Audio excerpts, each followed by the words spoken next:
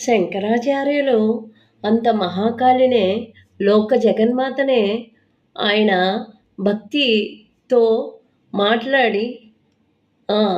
మనల్ని రక్షించిన ఆయన. అందుకే లోకంలో నువ్వు అందుకే అంత మహాజ్ఞానిని దేవుళ్ళే తల వంచారు.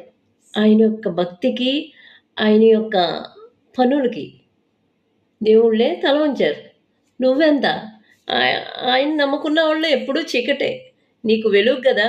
ఇప్పటి నుంచి కనిపిచ్చిద్ది నీకు వెలుగేంటో. ఆ! నువ్వే భాగవతం చదివితే మాకెందుకు? ఏ రామాయణం చదివితే మాకెందుకు?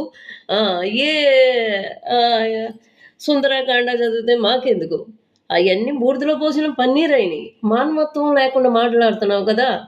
అది ఆడదానివయ్యుండి. ఎందుకని అంటున్నానంటే ఆడవాళ్ళ ఆ శక్తిని శాంతిపరిచి, శాంతిపరిచి ఆ శక్తిని లేకపోతే నరకాసురుడు అనే రాక్షసుడు ఆ!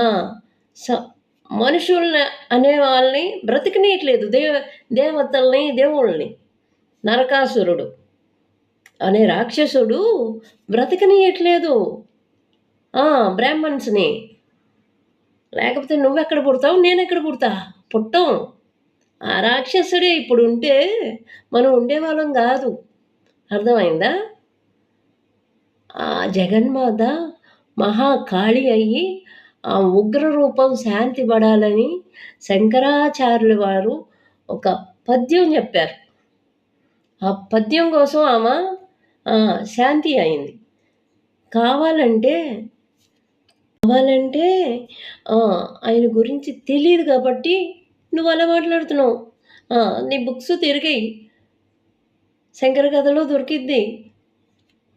చిన్నజీయర్ స్వామి మీకెక్కువైతే నువ్వు పూజ చేసుకో మీ ఇంట్లో. కానీ ఆ! అనవసరంగా 3 నామాలు పెట్టుకొని లెక్చర్‌లివ్వొద్దు. అర్థమైందా? ఇదిగో చూడమ్మా గోవింద సేవలో నీకే చెప్తున్నా. ఆ!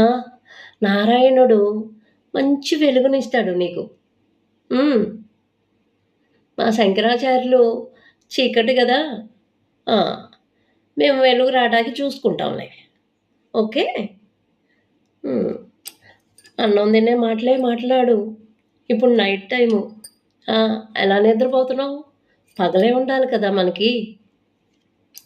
ఆ చందమామ ఎందుకొచ్చారు? ఆ నక్షత్రాలు ఎందుకొచ్చినియి? ఈ వెన్నెలెందుకొచ్చింది? రాకూడదు గదా! మేమంతా శంకరాచార్యులని నమ్ముకున్న వాళ్ళం చీకటిలోనే ఉండాలి కదా సుమి. ఆ! మాకు పగలొద్దు. ఏమయ్యా సూర్యభగవానా!